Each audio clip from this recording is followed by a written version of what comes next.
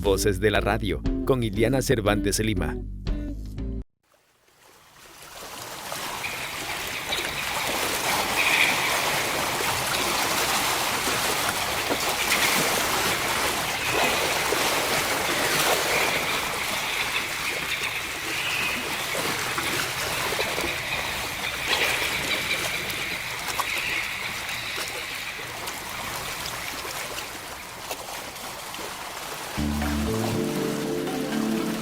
Hasta ese momento,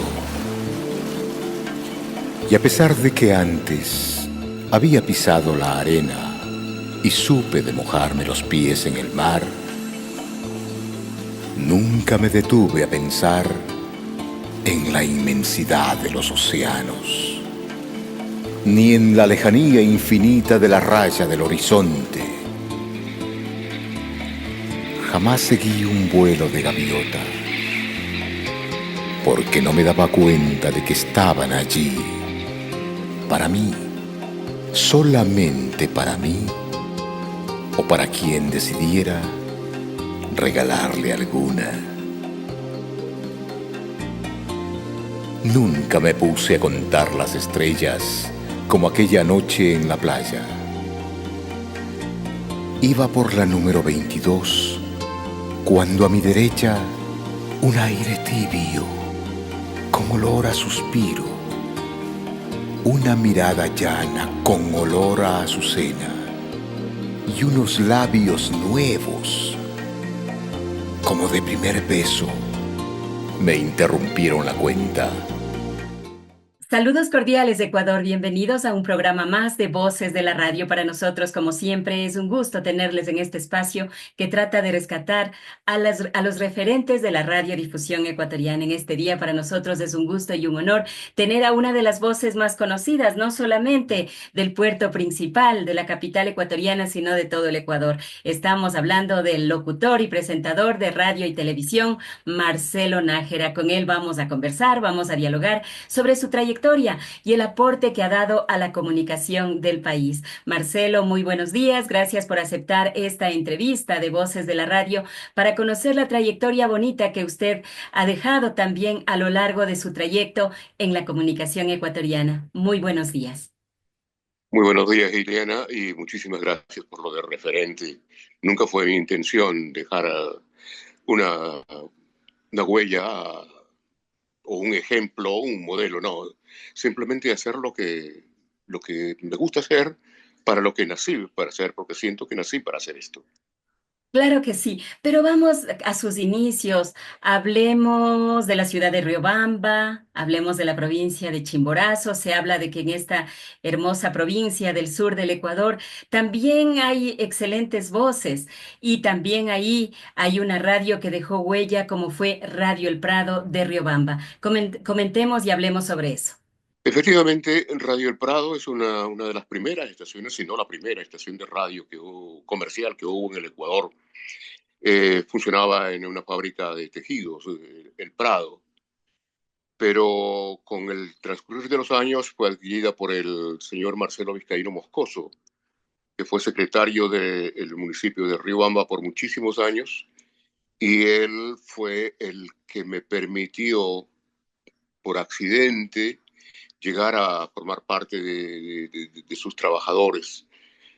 Creo que uno de los mejores recuerdos que tengo de don Marcelo, y siempre me referiré a él como don Marcelo, haberme enseñado las partes de la radio, cómo funciona la radio, qué elementos tiene un transmisor, lo básico para conocer la radio, porque había empezado realmente como operador de audio y paulatinamente se fue dando la oportunidad de utilizar el micrófono y formar parte de su personal.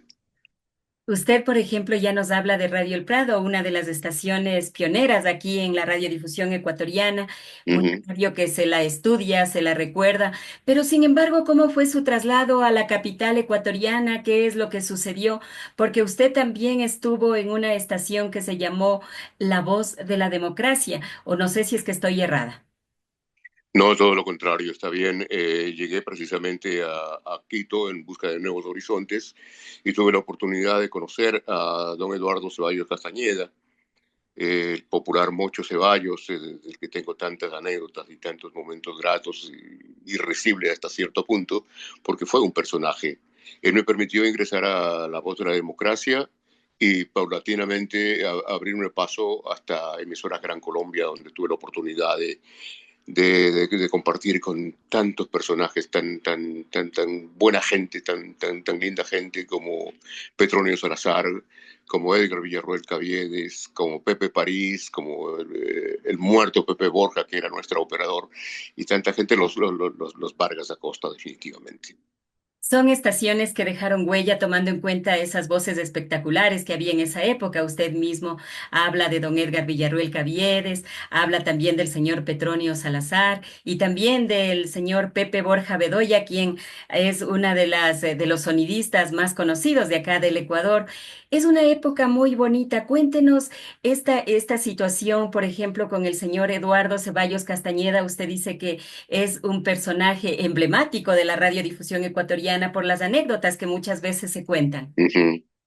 Sí, efectivamente, don Eduardo era de todo un personaje. Una de las características que tenía don Eduardo, por ejemplo, yo estaba en la cabina y me llamaba a su oficina y me hacía sentar al frente y no me decía nada. Y pasaban los minutos y le miraba a doña Leonor Charpantiera a un lado y me miraba a mí, le miraba a doña Leonor, a doña Leito a un costado y me miraba a mí. Y después de 5, 10 minutos, qué sé yo, ¿qué haces aquí, ve? Anda, locutar, pendejo. Son anécdotas, ¿no es cierto, Marcelo? Y también doña Leonor, que siempre todo mundo habla de doña Leito, que era parte importante también de esta Uh-huh. estación, así como don Edgar Villarruel Caviedes. Pero sin embargo, hay alguien, una persona que a usted lo calificó como la voz de oro del Ecuador, otro gran locutor ecuatoriano, otro gran locutor que estuvo en Quito, pero también se trasladó al puerto principal, como es don Alfonso Carrera Padilla. Don Alfonso Carrera, mi maestro, mi profesor, luego fuimos compañeros en Faxo, donde él fue también profesor de locución. Eh, sí, había un programa de aficionados de música, se llamaba Voces de Oro del Ecuador. Y por aquellos accidentes que tiene o el destino, se encarga de escribirlos. Un día me dio la oportunidad de ser parte de los presentadores del programa. Y lo hizo con ese calificativo, presentarles a la voz de oro, a la nueva voz de oro del Ecuador, Marcelo Nájera. Para mí, el calificativo fue sorprendente porque no eran mis intenciones eh, ser calificado de esa manera. Modestamente hacía lo mío y para qué ese fue el inicio de mi actuación en público en Quito. Luego presenté varios espectáculos en el Coliseo Julio César Hidalgo, entre ellos a los Corvettes, inclusive en la contraportada del disco amarillo de los Corvettes estoy yo de espaldas presentando al grupo entre las cosas que hice en la capital. Marcelo, usted cuenta muchas anécdotas de esa época maravillosa y el hecho de que don Alfonso Carrera Padilla le haya calificado como la voz de oro del Ecuador significa de que él no se equivocó, como que él se proyectó y dijo, ajá, Marcelo Nájera es una de las mejores voces del país. Usted lo ha cumplido tomando en cuenta de su trayectoria también, Marcelo. Bueno, he tratado de hacerlo. Luego de Emisoras Gran Colombia se dio la oportunidad de conocer al ingeniero Aurelio Dávila Cajas. Por insinuación mía le hice comprar una radio que estaba de capa caída, como decimos vulgarmente, Radio Javier, que era de los religiosos. No sé si jesuitas, no sé si jesuitas, pero era una radio de los religiosos y le sugerí que compre ese radio que estaba en venta y así lo hizo y desarrollamos Radio Javier, la subimos de categoría a tal extremo de que en el célebre Festival de San Remo de El Corazón es un Gitano, Marilu Parra de Hate y el chino Edwin Almeida me pidieron que el programa lo transmitiéramos conjuntamente, hicimos una ceremonia de matrimonio entre Radio Musical y Radio Javier. Ese era el momento cumbre que tuvo la radio, Radio Javier, y el reconocimiento. Inclusive hubo un día en que David Gleason me pidió que trabajara para ellos en la radio Ecos de la Montaña, pero yo estaba al frente de Radio Javier y me sentía muy bien allí. Usted habla de Radio Javier, esta estación que es también muy recordada porque ahí también estaban las mejores voces de la capital ecuatoriana y se hicieron esta alianza estratégica con Radio Musical y también tuvieron el aval de David Gleason y también de la señora Marilu Parra, es porque veían en usted también un talento bastante grande. Pero sin embargo, usted participó, a usted también le gusta la actuación, usted conoció a uno de los referentes del radioteatro de terror, que es como se lo conoce acá en la capital ecuatoriana, como es Don Galo Hernández Navas. Hablemos de esas series que se transmitían en la noche y así y paralizaban a la capital ecuatoriana. Conversemos sobre El Conde Drácula. En El Conde Drácula no tuve muchísima participación, pero sí en La Maldición del Inca, en una serie de espionaje que se llamaba El Agente ZB3. En La Maldición de El Inca, si mal no recuerdo, un día conocí a la que es mi esposa hoy actualmente, Hilda Lazo. Su hermana Fanny trabajaba con nosotros haciendo radioteatro y un día llevó a su hermana Hilda y estaba fumando un cigarrillo. Hilda nunca ha fumado, no, y sin embargo ese día me pidió una pitada. Ahí empezó otra historia. Lo del radioteatro con Galo Hernández fue espectacular porque en ese tiempo desarrollaba el doblaje de voces y en uno de los capítulos llegué a hacer creo que 13 o 16 voces diferentes de los indios, de los españoles y de tantos personajes. Allí trabajaba con Marco Vargas o con Edison Vargas también. Ahí los conocí a ellos, ahí desarrollé el trabajo de actuación con ellos. Fueron años muy, muy lindos para mí.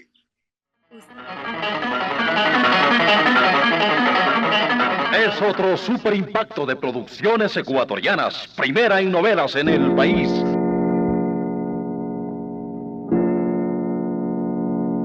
Suspenso a las 10.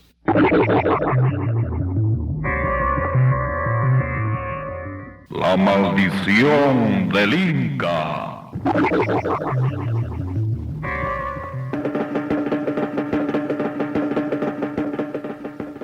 De los tiempos ya perdidos de los incas, viene la más escalofriante historia de suspenso y terror.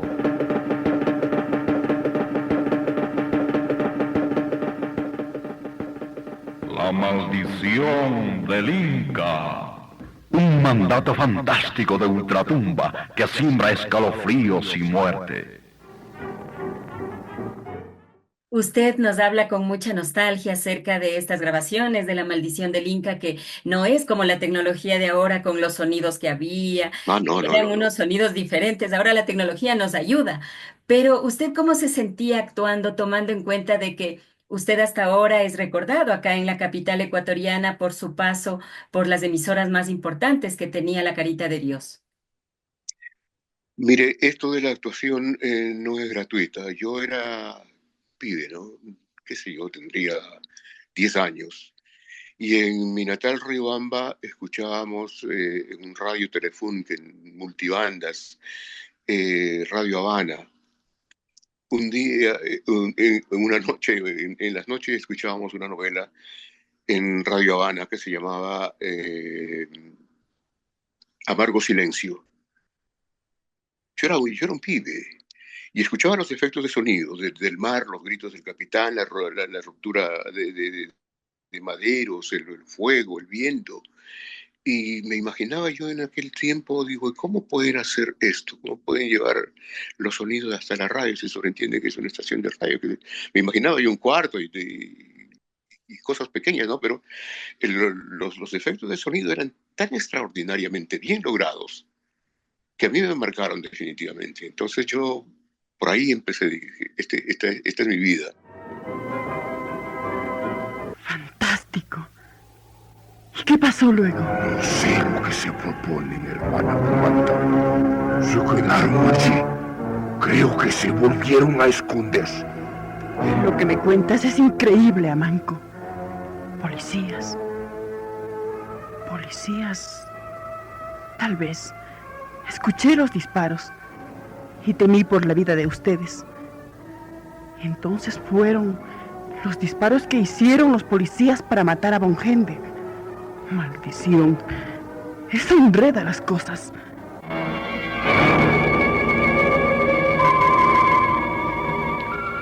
Pumanta denotaba con claridad, pero al mismo tiempo un extraño brillo en sus ojos, en los que se manifestaba un cierto placer e ironía.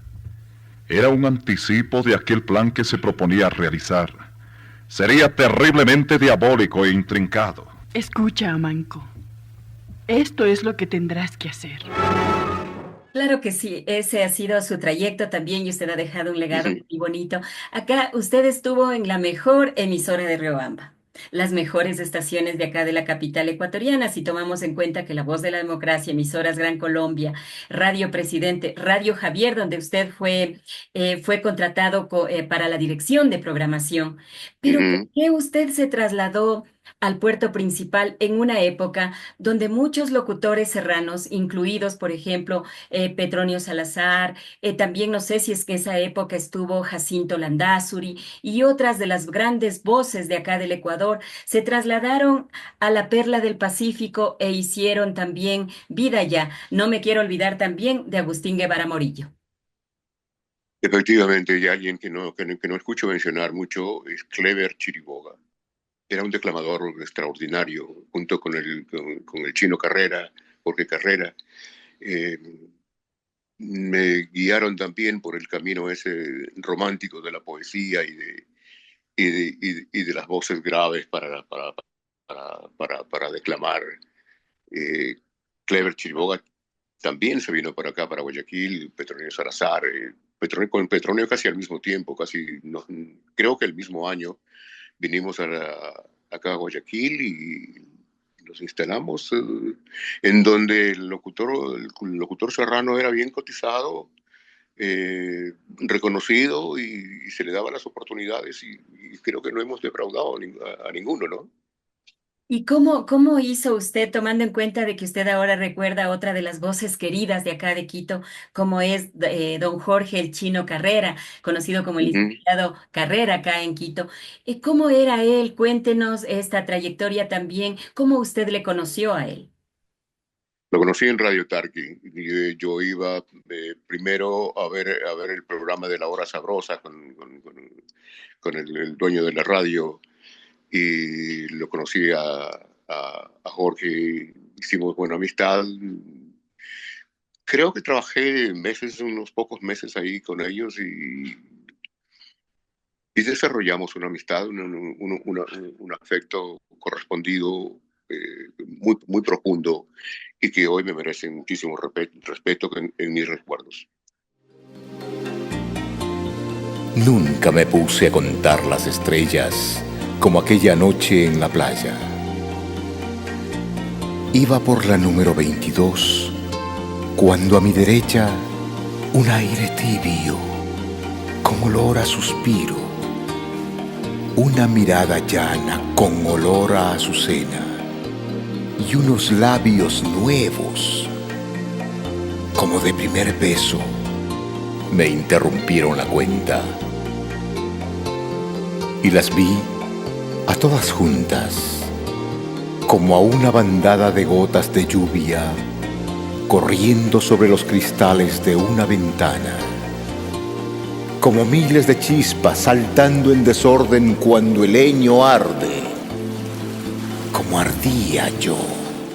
Como usted ya estaba en la ciudad de Guayaquil y se le abrieron las puertas de varias estaciones que tenían una sintonía también total en el puerto principal, como son Tropicana, Melodía FM, CRE, que creo que es de la misma empresa. No sé qué tiempo estuvo usted ahí. ¿Podría graficarnos cómo fue este encuentro con las mejores emisoras de Guayaquil? Bueno, a Tropicana ingreso yo por la ayuda de un ambateño, Pedro Elín Hernández. Él era locutor en las mañanas de Radio Tropicana. Un día me dice, cógeme la mano que me voy aquí nomás al seguro a hacer un papeleo y regreso enseguida. Entonces ya había yo aprendido el dominio de las máquinas, de la consola y micrófonos y todo eso. Y empecé a anunciar los discos normalmente, como que si hubiera trabajado ahí ya muchísimo tiempo. Y la oficina de don Rafael Guerrero Valenzuela estaba junto a la cabina de Radio Tropicana. Abrí la puerta y me dice, ¿quién es el que está hablando? Le digo, yo, don Rafael. Ya se jodió don Pedro, pues ya tiene quien lo reemplace. Qué bonito. Y ese día empecé a trabajar en Radio Melodía, la primera FM que había en la ciudad de Guayaquil. Transmitía exclusivamente música y las identificaciones las tenía Fabián Vizcaíno. Y la trayectoria de Tropicana, el éxito que tuvimos en Radio Tropicana, era una de las, si no la mejor, la radio más sintonizada, no solamente en Guayaquil, sino hasta en el Perú, donde nos recibían en Puerto Pizarro, y el dueño del Hotel Puerto Pizarro nos invitaba en las vacaciones y nos daba el hotel a la disposición. Fue una época muy bonita. Y luego CRE, Cuéntenos sobre definitivamente la CRE, tomando en concentración. cuenta de que CRE es una de las estaciones que son muy reconocidas. Acá en la sierra, sobre todo, es muy querida. CRE definitivamente tiene las mejores páginas de la radiodifusión ecuatoriana, la tiene CRE no solamente por su éxito en lo deportivo, sino también en el personal que contrató CRE. Siempre don Rafael y don Antonio Guerrero, su hijo, tuvieron mucha delicadeza en escoger a la gente que quisiera la radio, porque fundamentalmente se trata de esto. No solamente de tener una buena voz, ni pinta, nada de eso, sino que tuviera las características de comunicación, las características de ser un personaje que comunique, que capte la atención de la gente y no solamente por anunciar un disco, sino por sus características personales, ¿no? Sus características intelectuales. Y, y 13 años fueron inolvidables en ser rey tropicana. Marcelo Nájera, usted es muy conocido por ser locutor comercial. Aparte de ello, usted ha sido la voz comercial de más de 300 piezas publicitarias. ¿Cómo logró usted llegar también al sentimiento, el corazón, pero también a la credibilidad de las agencias de publicidad para que llegue con su voz? ¿Cómo fue este acercamiento? Siempre fui muy atento a la forma de emitir un mensaje. Dominar la voz, dominar los tonos, dominar el ritmo, darle elegancia. Y fue un día que, bueno, yo en Tropicana hacía todas las promociones. Después de que Pedro Lenín salió de la radio, me hice cargo de la producción de Radio Tropicana también y hacía algunas cosas interesantes, ¿no? Y daban a notar la diversidad de voces que podía hacer yo y la calidad que podía tener yo en emitir un mensaje. Y me contrataron para hacer recuerdo, el primer comercial fuerte que tuve fue Puerto Azul. Y a partir de eso fuera una larga cadena, como 10 años, donde era la voz favorita para la publicidad. Usted habla de que fue la voz favorita para la publicidad, pero también para los jóvenes y adolescentes de una época bonita también de Ecuavisa. Usted fue el locutor en off del Canal del Cerro. Cuéntenos de esta etapa, porque muchos recordarán esa voz que identificaba a este medio. Efectivamente, Me llevaron también de Coavisa, necesitaban un locutor en off y no hablamos mucho y quedé contratado. La experiencia, más que como locutor en off, fue la oportunidad que tuve para actuar en las producciones de Coavisa. Tanto que grabé 35 capítulos de la vida real, participé en casi todas las series que producía Coavisa en abundancia en aquella época. Y muy grato también, porque ahí tuve la otra faceta de demostrar las condiciones que el padre me había depositado en mí, en una profesión que amo y que agradezco, porque de la radio a la televisión y a lo que soy y a la cátedra, porque luego vinieron ya los éxitos en Faxo, vinieron los éxitos en la Universidad Católica, donde fui profesor de locución también, eh, profesor de locución en el ITSU, en fin, experiencias que se han ido dando y que son gratificantes. Parece que su actuación en La Maldición del Inca trajo resultados positivos. Definitivamente fue la continuación del radioteatro, ¿no? No tenía problema, no tenía problema en cuanto a la ejecución de personajes y lo que siempre me decían, tu dicción es perfecta, tu dicción es perfecta. Y con claridad y hablas bien y no tienes problema con los textos y esas cosas ayudaron muchísimo. Miércoles. Les traemos los dramas de la vida real.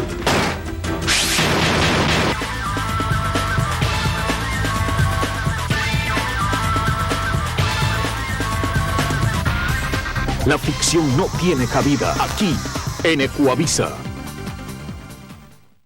Marcelo, usted es muy conocido, usted es licenciado en Ciencias de la Comunicación, usted es un hombre preparado, usted es un académico, usted ya nos dio previamente algunos sitios donde usted ha laborado, qué cátedras ha dado, pero usted aparte de eso ha sido maestro de ceremonias de los mejores espectáculos que se han dado en el puerto principal, en el litoral ecuatoriano y en el Ecuador. Son espectáculos musicales, cuéntenos acerca de eso. La experiencia en cuanto a la música es otro capítulo, ¿no? La gente me pide que escriba una novela, que escriba la novela de mi vida y la verdad lo he pensado una o dos veces y pienso más que son cosas que me pertenecen y que me las llevaré con satisfacción, con alegría y con agradecimiento a la vida, naturalmente. Es que son son muchas cosas gratas, Ileana, que la verdad que las miro ahora con nostalgia. Sigo haciendo lo que puedo hacer, todavía presto servicios de producción de imagen para algunas radios. Pero como que la radio siempre ha estado apegada a usted, hablemos de otra estación que también tiene una sintonía muy buena en la ciudad de Guayaquil, como es Radio Centro, donde usted estuvo por alrededor de 13 años. Cuéntenos de esa etapa, quiénes eran sus compañeros, cómo ingresó usted a esta estación. También por invitación de don Javier Benedetti Roldós. Un día fui creo que a dejar unos discos promocionales, trabajaba ya para las disqueras, fui a dejar unos discos promocionales, me escuchó, conversamos un ratito y me invitó a que participara de su radio y ahí hice Radio Centro y en ese Radio Centro y en Radio Centro es que tuve la oportunidad de conocer a los productores de espectáculos. Primero produciéndoles las cuñas promocionales de los espectáculos y luego como presentador y efectivamente presenté qué sé yo, la mayor parte, sino a todos, por la mayor parte de Rafael, Julio Iglesias, Joan Manuel Serrat, Mercedes Sosa. Es largo, el largo tema. Con Joan Manuel Serrat sucedió algo muy anecdótico. Desde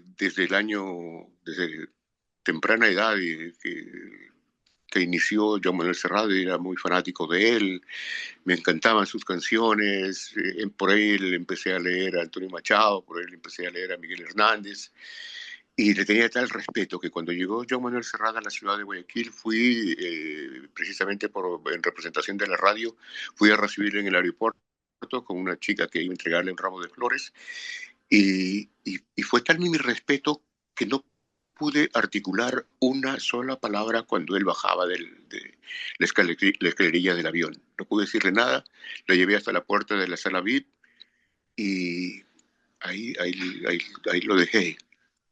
Hasta el día siguiente, en la noche, que tenía su presentación en el Teatro Centro Cívico, ahí le conté lo que me había sucedido y que inclusive mi hija, Josie, tiene como segundo nombre Edurne, que es una de las primeras canciones de Serrat en catalán, que cuenta una historia muy bonita, ¿no? Y se la conté a Serrat y le dije que no había podido hablar de él por el respeto que tengo y que necesitaba una entrevista.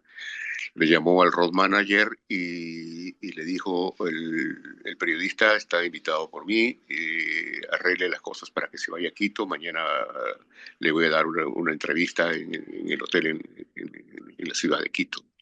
Y fuimos al Chalet Suisse y yo usaba una grabadora que era como una pluma muy finita, la tenía en el bolsillo.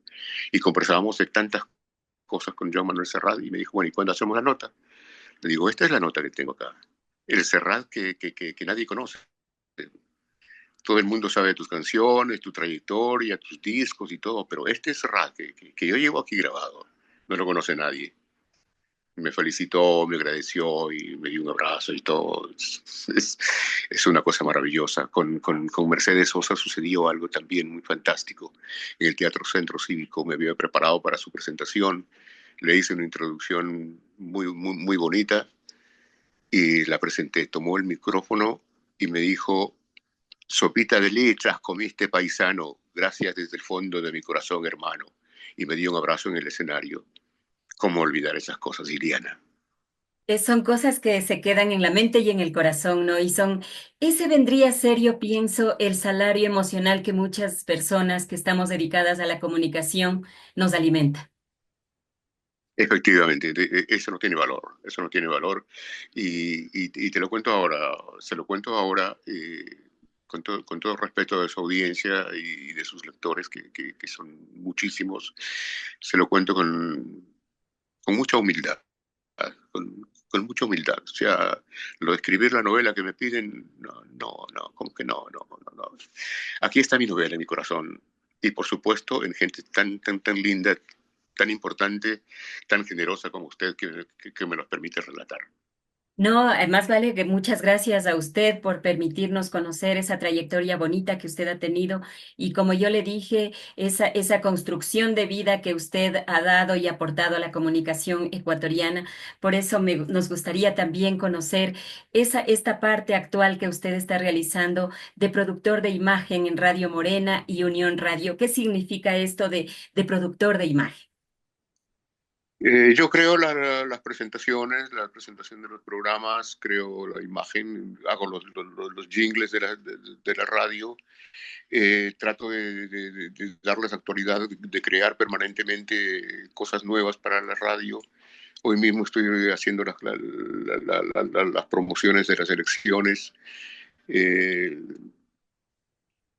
Igual lo hago para Radio Gaviota de Manta, para Radio Gaviota de Machala. Son las cosas que me permiten estar en actividad, ¿no? Porque yo ya estoy jubilado definitivamente, ya estoy entre las cuatro paredes de mi casa junto a mi esposa y me mantienen vivo, porque no creo que imagine yo un Marcelo Nájera sin esta actividad, sin este cariño que es el micrófono. Claro que sí, pero ahora hablemos de esos videos de YouTube. Yo estaba viendo unos videos de YouTube donde usted, al igual que en sus inicios con Jorge el Chino Carrera, también locutaban los poemas y usted tiene unos poemas muy bonitos también ahí y usted destacó al inicio de esta entrevista que va a realizar un poema homónimo el 5 de agosto, justo cuando usted va a cumplir 60 años en esta hermosa profesión.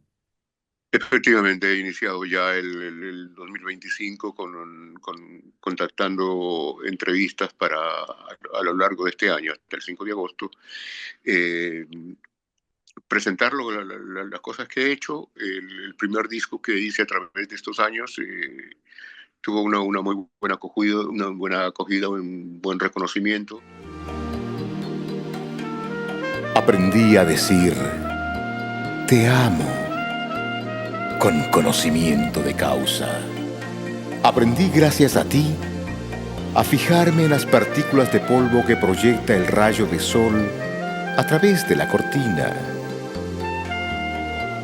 Y si antes molestaba, ahora le da el porqué al amanecer y al desafinado canto de los loros junto a los mangos. Te preguntarás por qué. Y ahora, después de todos estos años, vienen a mí estos recuerdos y te los cuento. Sucede que decidí pedirle al capitán del avión de mi vida que parara en aquella nube con forma de guirnalda y me dejara bajar. Me preguntó, ¿para qué? Y le dije que quería estar solo y lejos de los ruidos, lejos de la gente que me llega cuando te quiero pensar, de los teléfonos que suenan justo en el momento más importante de mis nostalgias de ti, del cemento y las bocinas, de las cucharitas batiendo el café, de las mismas películas y de los mismos trayectos. No me dejó bajar, pero se me ocurrió volver a mi asiento, cerrar bien los ojos, hacerme el dormido y a la vez me dormí. Se me fue volando la mente en reversa hasta aquella noche de arena y estrellas, de muchos susurros con ruidos de mar. Me desperté y despierto puedo oler la sal y oír a las chicharras, seguir a la gaviota, sentir que estoy descalzo caminando a tu lado hacia un mismo destino, por el mismo camino y a través de estos años.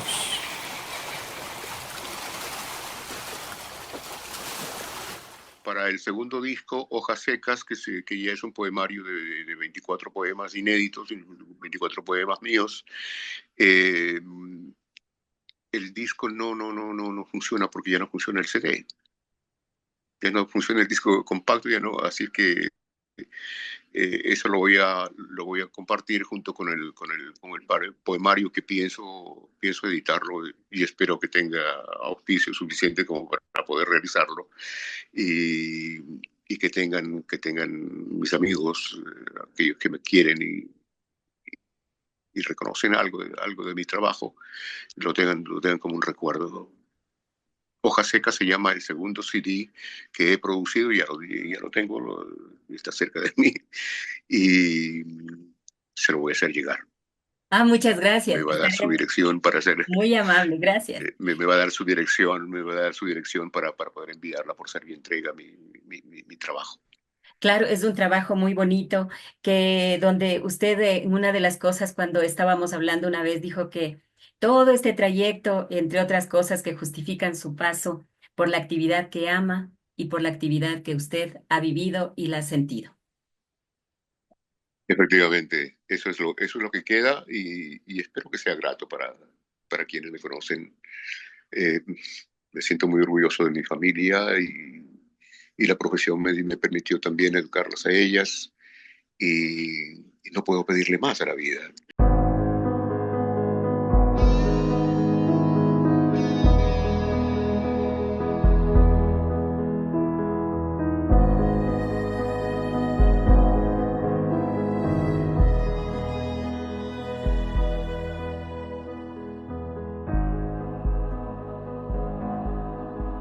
La vida humana está imaginada de forma que creas que es lo único que tienes.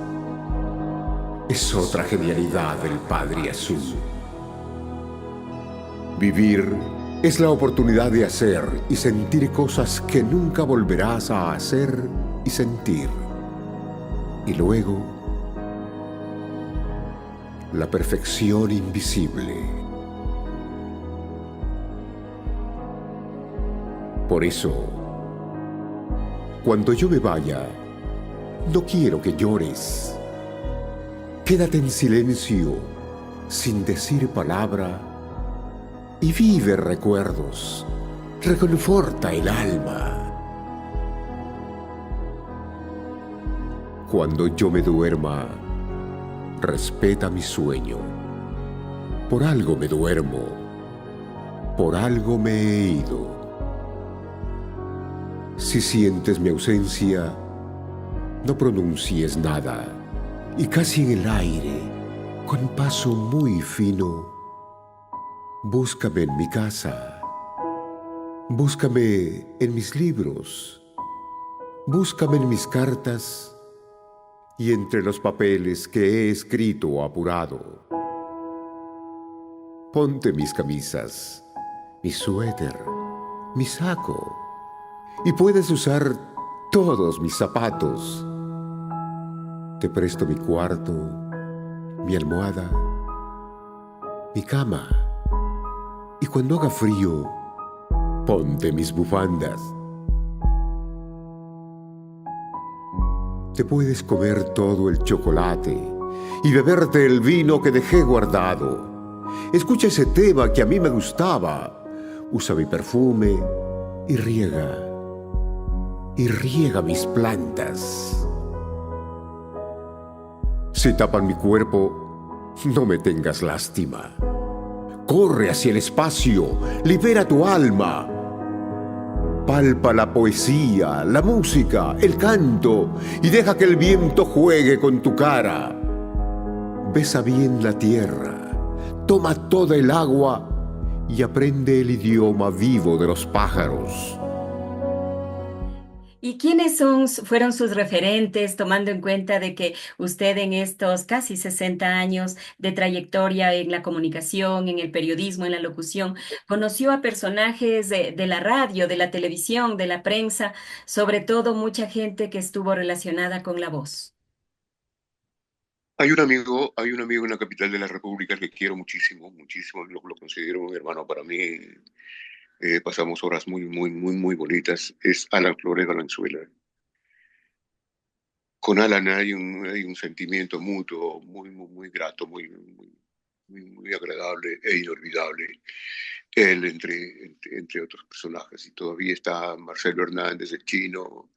Todavía están muchísima gente que en Quito me recuerda y yo no puedo olvidarlos.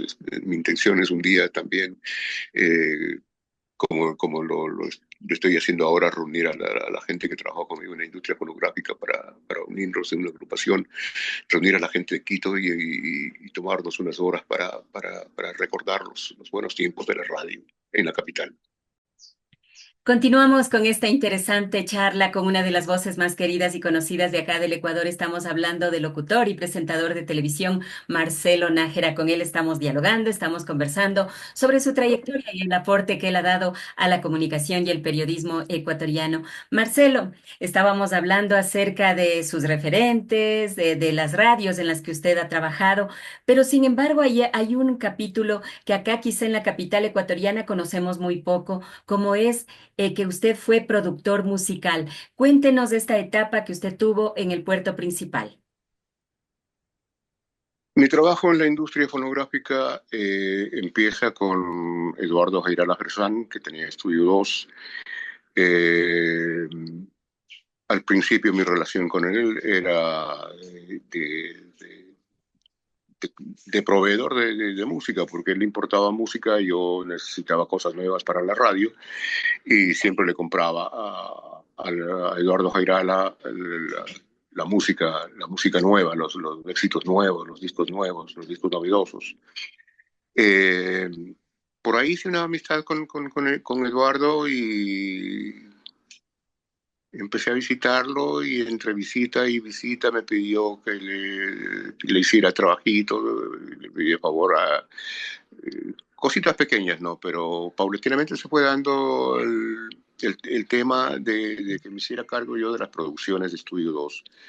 Con él grabé muchas cosas, con Tito del Salto, con Jesús Vázquez, innumerables artistas que figuraban que eran figuras en aquella época, ¿no? Y empecé a producir la música con ellos hasta un capítulo muy triste para mí, que fue el último disco que grabó en vida Julio Jaramillo. Fue una cosa terrible, una cosa que quisiera olvidarla, pero no puedo olvidarla. Pero esa experiencia ya pasó y bueno, era una experiencia más y también tuve relación con un industria famoso de Quito que tenía la oficina acá en Guayaquil. Era promotor y gerente de ventas acá en la ciudad de Guayaquil y a través de ese trabajo me llamaron a IFES a trabajar para que me hiciera cargo de una subsidiaria de IFES que se llamaba Coprodisa. Y ahí empecé a producir, a programar música, a seleccionar canciones, a buscar repertorios y a hacer grandes cosas. Uno de los mayores éxitos que tuve yo en la vida como promotor y productor discográfico fue una canción Mil Años de Dino del Perú, que se vendieron, pero no miles, sino 100, más de 100.000 discos hasta que tuve conocimiento que se llegaron a vender. Y por supuesto, un montón, Manolo Otero, Braulio, Bakeli, un sinnúmero de artistas que tuve la oportunidad de manejarlos. Cuéntenos usted sobre el señor Eduardo Jairala, cuéntenos sobre él, cuéntenos sobre Julio Jaramillo. Bueno, un productor, no un productor, sino un amigo de Eduardo Jairala que tenía un patio de ventas de automóviles en Miami, le pidió que grabara un disco con 22 canciones, las más conocidas de Julio Jaramillo. Eduardo le dijo que Julio estaba en una condición física deplorable, de que no le garantizaba un buen producto. Y entonces le dijo que no importaba, que él quería justamente un documento de ese estado de Julio Jaramillo. Se contrató a los arreglistas, Ney Moreira, Lucho González, se hicieron las pistas y yo no había tenido la oportunidad de conocer a Julio Jaramillo personalmente. Sabía de su trayectoria, sabía de sus grandes logros y todo eso, pero cuando estaban listas las pistas fui a visitarlo al hotel donde residía y la verdad es que fue por no decir la palabra correcta, un susto conocerlo. Estaba en una condición física, pero calamitosa. Fui al estudio y no pudimos grabar. Tenía yo programado de los 22 temas grabar, lo que sé yo, de lunes a viernes, porque eran temas conocidos, temas que dominaba Julio Jaramillo. Pensaba terminar en 5 días. Pues no, ni en 5 semanas terminamos el disco, no podía grabar. Había días en que no podía terminar por la condición física en la que estaba. Y yo me molesté mucho con Eduardo Jairala.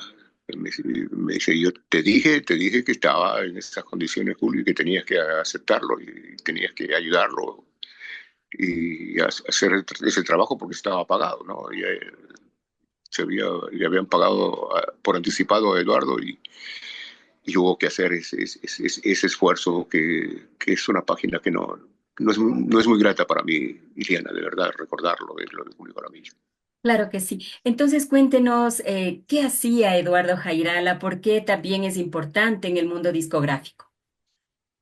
Tu padre tenía su almacén de discos, Angelito, perdón. Se llamaba Angelito el almacén de discos que manejaba don Antonio, y ahí trabajaba Eduardo. Eduardo trabajaba también en la aduana en ese entonces. Era importador de caballos hasta el día de hoy, tiene sus cuadras de caballos de carreras y empezó a delegarme las funciones de él, las cosas que tenía que hacer, producir los discos y todo, me las dejaba a mí.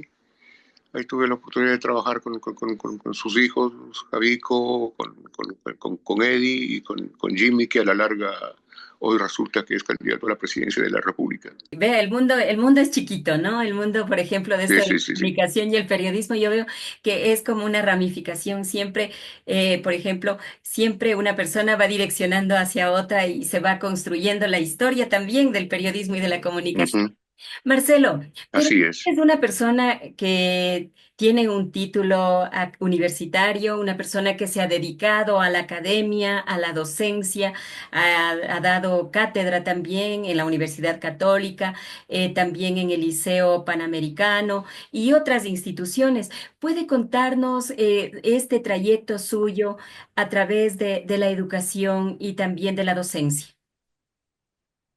Bueno, cuando a principios los 2000 decidí, ya había graduado yo a mis hijas, entonces me, me pedí a mí mismo de que ahora me tocaba a mí, ¿no? Y ingresé a la Facultad de Comunicación Social. Allí tuve la oportunidad de tomar también la materia de locución con mis compañeros y durante el tiempo que estuve en la Paxo era asistente del profesor de locución, Víctor Hugo Cisneros, en ese entonces, que casi no iba, no tenía algún problema auditivo y no iba a dar clases, y sus clases las tomaba yo. Pero ya anteriormente había iniciado una especie de academia de la Escuela de la Voz, que llamábamos con mi compañera, con la que iniciamos a dar cursos de locución. Con ese antecedente me llamaron del ITSU también para que me hiciera cargo de la cátedra de locución, del taller de locución. Y estando en Ecoavisa me llamaron también de la Universidad Católica para que me haga cargo de la cátedra. Hay un momento muy, muy grato para mí en uno de mis tantos viajes a Buenos Aires, a la Argentina. Amo con todo mi corazón, amo la Argentina, y un día fui a visitar el ITSU, que es el Instituto Superior de Enseñanza Radiofónica, y me entrevisté con el director y me escuchó conversar y todo, y quedó sorprendido de la entonación de mi voz. Y me dice, yo tengo una materia que se llama lenguaje neutro. ¿Podrías ayudarnos dándonos un tallercito en corto nomás ahí? Con muchísimo gusto. La carrera de locución en la Argentina se realiza en el ITSU y en vivo. Tiene la 95.5 de la radio del ITSU, y las clases todos los talleres son en vivo. Entonces tuve la oportunidad de dictar 2 talleres a los alumnos de pregrado del ITSU, de la cátedra del tema del lenguaje neutro, porque quedaron admirados. Yo domino el lenguaje porteño, básicamente, pero cuando estoy en la Argentina no tengo tono. hasta el extremo de que la gente allá, cuando digo ecuatoriano, para nada, vos sos de los nuestros. Nosotros conocemos a los ecuatorianos, a los monos y a los serranos. Tú no tienes nada de ecuatoriano, tú tomas sos de los nuestros, sos de los neutros, sos de los nuestros, siempre me lo repetían. Y entonces se dio esa oportunidad que para mí también es un gratísimo recuerdo, esa experiencia. No podía faltar en una noche maravillosa como esta la magia y el encanto de uno de los cantantes argentinos más famosos del mundo. Señores, señoras, Sandro de América.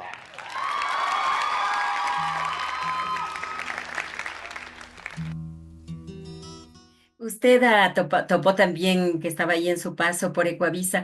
Me gustaría, por ejemplo, quizá usted se acuerda algún avance que usted hacía en Ecuavisa, algo que usted nos pueda recordar. O sea, yo sí lo recuerdo, pero sería bueno para que las nuevas generaciones que escuchan este espacio vean y recuerden a una de las voces preferidas que ha tenido el Ecuador.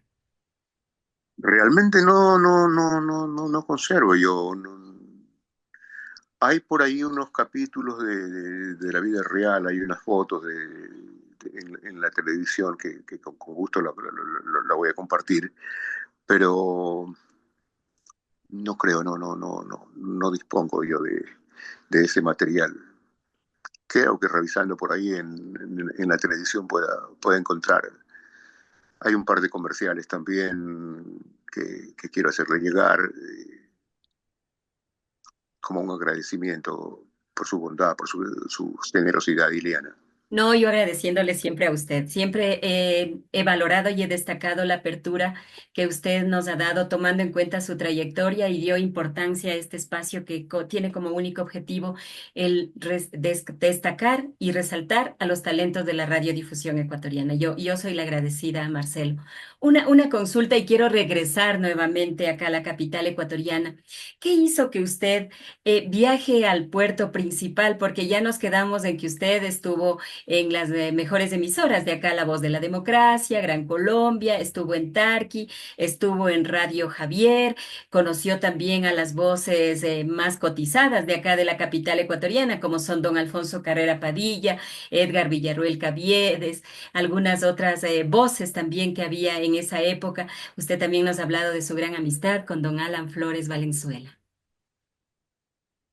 Sí, ¿qué le diré de Quito? Era la necesidad de crecer, ¿no? Yo creo que en Quito ya hice lo que tenía que hacer y me involucré en determinado momento en cuestiones políticas y la época de las dictaduras y esas cosas. Tuve que salir de Quito. Entonces, ahora yo quiero seguir retrocediendo, quiero trasladarme Ujú. a la Sultana de los Andes, a Riobamba.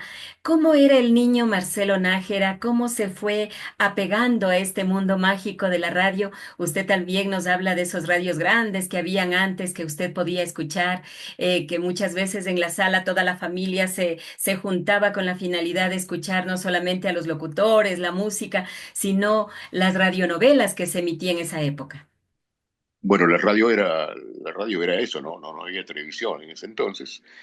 La radio era todo y en mi casa normalmente después de las 7 de la tarde que ya oscurecía, nos encerrábamos en la habitación con mis hermanas para escuchar las radios colombianas que entraban a Riobamba, pero como Pedro en casa. Caracol, Todelar, Sutatensa, y yo era muy aficionado a monear la radio. Y escuchaba Radio Habana, Cuba, Radio Nacional de Managua, Nicaragua, escuchaba Radio Rumbos de Venezuela, escuchaba la BBC de Londres, escuchaba la radio de Estados Unidos y fui educando, me fui cogiéndole gusto a la radio. Y, y obviamente en la noche eran programas en vivo que hacían de unos humoristas ribambeños, ¿cómo se llamaban? Los chaparrines, que pasaban en Caracol, y las novelas Colgate Palmolive y las series de radioteatro que habían. Pero fundamentalmente lo que dije al comienzo, a mí me marcó muchísimo, determinantemente mi vida, fue Radio Habana Cuba y la novela Amargo Silencio, que se trataba de un naufragio donde el personaje, donde el protagonista queda ciego y en medio del mar y empiezan unas vivencias hasta que llega a tierra y ya se puede imaginar, pero una cosa maravillosa y me gustó eso, me gustó y creo que por ahí fui yo delineando mi destino y mi vida. Dicen que las madres son las admiradoras importantes de la vida, ¿no? ¿Qué hizo su mamá cuando la primera vez que le escuchó en radio a usted? Le soy honesto, ni mi madre ni mis hermanas consideraban de que estaba haciendo lo correcto. Es más, no, se oponían tajantemente a de que yo me dedicara a la radio. Más aún cuando yo, qué sé yo, 15 años, fui con un amigo, Pepe Aliaga, a Radio El Prado, él era operador de Radio El Prado, y me enseñó el manejo y la música y todas las vainas. Una tarde me dice, aguántame un ratito que voy a la esquina a comprar sándwiches. En la esquina había una despensa que vendía sándwiches de queso con higo. Lo comíamos siempre. Entonces salió Pepe a comprar los sándwiches y no volvió más. Al día siguiente me enteré de que se había ido a los Estados Unidos. El dueño de la radio, don Marcelo Vizcaíno Moscoso, conocía a mi familia, conocía a mis primos sobre todo, y me dice, ¿qué haces aquí? Le conté. Y me dice, ¿y ya sabe manejar? Le digo, sí. Me dice, ¿puedes quedarte unos días hasta ver reemplazo? Le digo, claro, disculpe, no era mi intención. No, dice, está bien, si ya sabes manejar, no hay ningún problema. Y por ahí empezó la cosa. Y ahora sí, Por ahí ahora sí, Marcelo, se trasladó a Quito. ¿En qué barrio vivía usted de acá de la capital ecuatoriana? ¿Cómo era? Ahí sí, la franciscana ciudad de Quito. vivía en San Juan, vivía con unos tíos en San Juan. Y empecé trabajando como reparador de baterías en un almacén que se llamaba el Automóvil Americano. Ahí conocí a don Eduardo Ceballos Castañeda, justamente, que llevó un día su auto a arreglar, a cambiar de batería y le conocí, le dije que hacía radio y todo. ¿Y por qué no vas a visitarme? Anda a visitarme. Ahí empezó la historia en Quito. O sea, don Eduardo Ceballos Castañeda tiene un papel muy importante en la trayectoria de Marcelo Nájera. Claro, todos ha sido, yo he tenido esa suerte, he conocido gente muy, radiodifusores de verdad, radiodifusores de verdad, ya no hay de ellos, ya no hay Eduardo Ceballos Castañeda, ya no hay Marcelo Vizcaíno, ya no hay Pepe Aldaz en Riobamba, Radio Pruá, ya no hay Rafael Guerrero Valenzuela, ya no hay los radiodifusores, definitivamente, no hay Radio Cristal, Armando Romero Rodas, ya no hay radiodifusores. Hoy, le digo muy honestamente, no escucho radio, no veo televisión, no leo periódicos y trato de tener mi criterio, mi concepto exclusivamente para mí.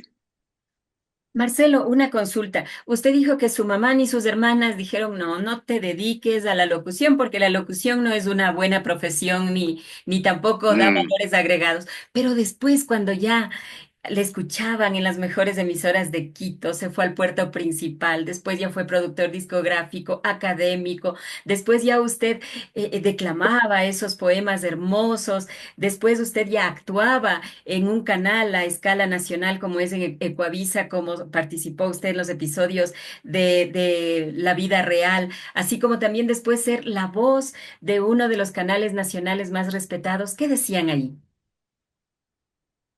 bueno, ya, ya se acostumbraron, ya lo veían bien.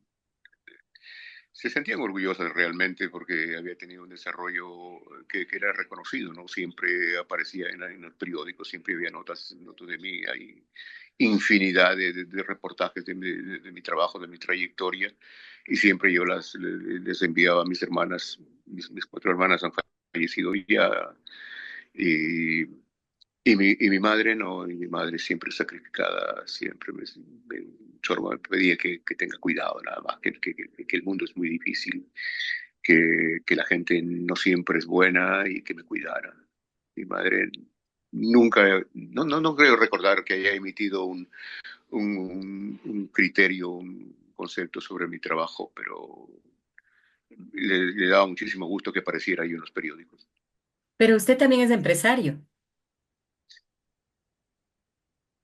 En la publicidad, sí, en la publicidad todavía mantengo MN Creativos Publicitarios, hago lo que hay ahora. Ahora es muy difícil también el campo de la publicidad. Ya no es, ya no son cotizadas las voces institucionales que había antes. Y no, el mercado publicitario también ha cambiado, ha variado muchísimo, y se hace lo que se puede. Marcelo, parece que la radio, la televisión a usted le ha dado muchas cosas positivas también en el ámbito personal. Usted mismo conversaba que cuando estaba en Radio Presidente con Galo Hernández Navas, cuando grababa La Maldición del Inca, usted conoció a una de las personas más importantes de su vida, como es su esposa, con quien pudo compartir su hogar y todo eso. Cuéntenos acerca de su vida personal, si es que usted nos permite, desde luego. ¿Y cómo le ha ido? ¿Cómo ha sido el apoyo, por ejemplo, de su familia? ¿Cómo ha sido el apoyo de sus hijas, de las personas que están cercanas a usted? Hilda siempre se adaptó a mi trabajo. No era de sumo agrado para ella, porque era una vida de farándula, era una vida de viajes, y una vida de artistas, y una vida de farándula. Mis hijas, encantadas porque siempre me iban a ver en los espectáculos, me iban a ver trepado al escenario presentando a los artistas. Mi segunda hija, Jennifer Nájera, ella continuó un poco con la tradición, estudiando periodismo también en la Universidad Católica. Fue gerente de producción y contenidos de RTS en su primera época, y en esta segunda época también era productora de combate, y productora de muchas cosas que se hacen en RTS actualmente. Yo sí, pues mi cariño inmenso para ella, mi soporte en muchas cosas, y lógico está es reconocerlo a Hilda Lazo Yepes, que siempre fue mi sustento, ha sido mi compañera, y la que ha estado en las buenas y en las no tan buenas también. Ella es quiteña. Ella es quiteña, sí, efectivamente, ella es quiteña. Se conocieron tal vez en San Juan mismo. Ah, no, en Radio Centro, Mm, en Radio Presidente. no, nos conocimos, no me acuerdo dónde estaba el estudio de grabación donde grabábamos las novelas con la hermana, con Fanny Lazo.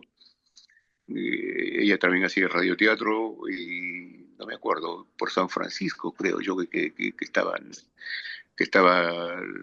el estudio de grabación de don Galo Hernández.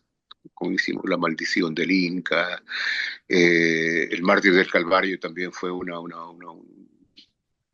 novela que hicimos, una serie que hicimos muy bonita, y allí la conocí a Hilda, y ahí la tengo todavía, Hilda. Aquí Toda la una tengo. vida. Toda una vida. 50 y pico de años de casados. Qué lindo. Marcelo, ¿qué le ha dado a usted la radio? Lo que soy, y mis recuerdos. Lo que soy, y los amigos y las personas que he conocido. Lo que soy y toda la experiencia vivida, toda la gratitud por la vida, porque, como digo, más de una oportunidad, la vida que yo he vivido, no creo que la haya vivido cualquier persona. Relacionarse con los artistas, relacionarse con el mundo político en la radio, porque conocí desde la época de Galo Plaza, Velasco Ibarra, Carlos Julio Semena, a los que En determinado momento tuve el placer de estrecharle su mano. En fin, son muchísimas cosas, son muchos recuerdos. Y vuelvo a hacer hincapié en esto para quienes me piden que escriba una novela, la novela de mi vida, como dice, escribe la novela de tu vida. No, aquí está dentro, aquí están ustedes, que me han permitido el reconocimiento que me han dado y la gratitud al ser humano del que estoy rodeado. ¿Marcelo Nájera se siente realizado? Sí, definitivamente. Estoy en el momento que estoy de mi vida, tranquilo, leyendo mucha filosofía y aprendiendo de ella, porque cuando más leo, solo sé que nada sé. ¿Es feliz Marcelo Nájera? Sí, definitivamente sí, con sus bemoles como propios de la edad, pero sí, diría que sí, definitivamente. ¿Siente nostalgia de algo? No, para nada, no. Y si hay nostalgia, si hay recuerdos, si hay una mirada hacia atrás, con una sonrisa de gratitud. Marcelo Nájera, cuéntenos qué significa para usted Riobamba, Quito y Guayaquil. Mi vida, porque ha transcurrido en sus calles, ha transcurrido en sus recuerdos, ha transcurrido en sus paisajes, ha transcurrido bajo sus soles, que es el mismo sol que nos alumbra a todos los seres humanos.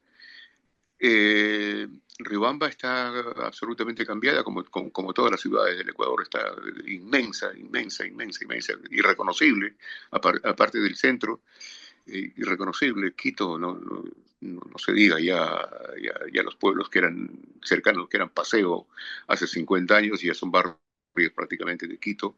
Y Guayaquil, que se diga, ¿no? He vivido su desarrollo, he vivido su evolución, he vivido la generosidad de su tierra y de su gente para llegar al sitio y el momento de hoy.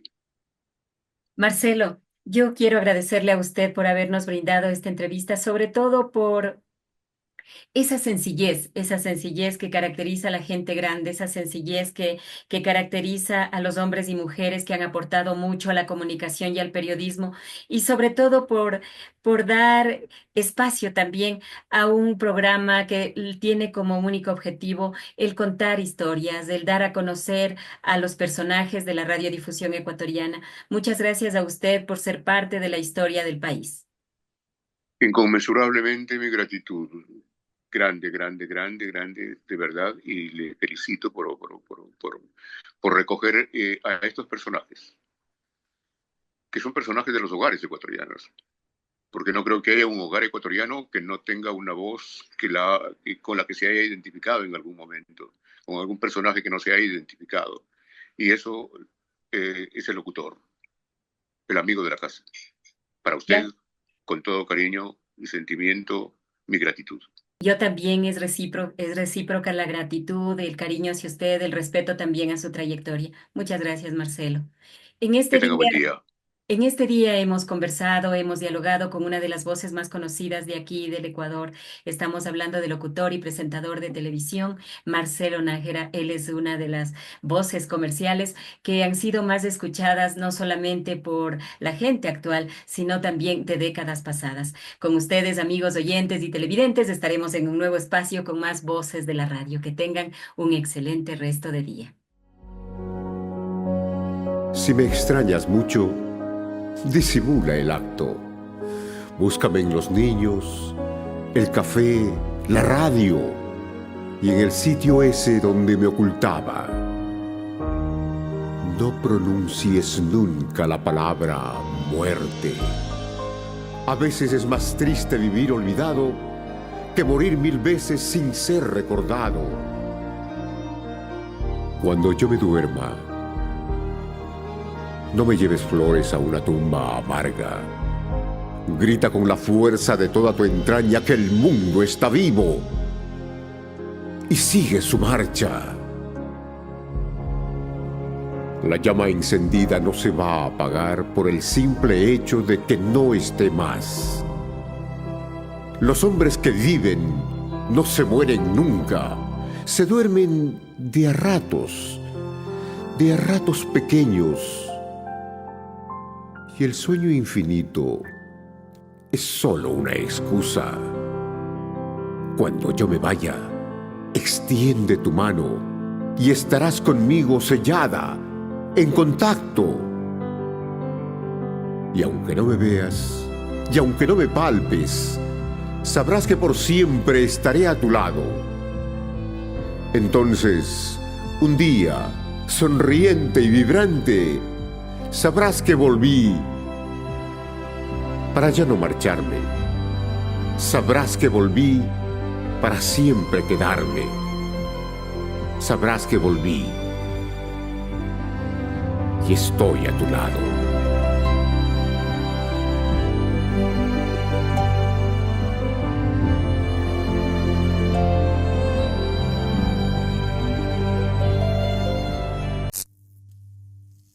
Hasta el próximo programa, donde conoceremos a más voces de la radio.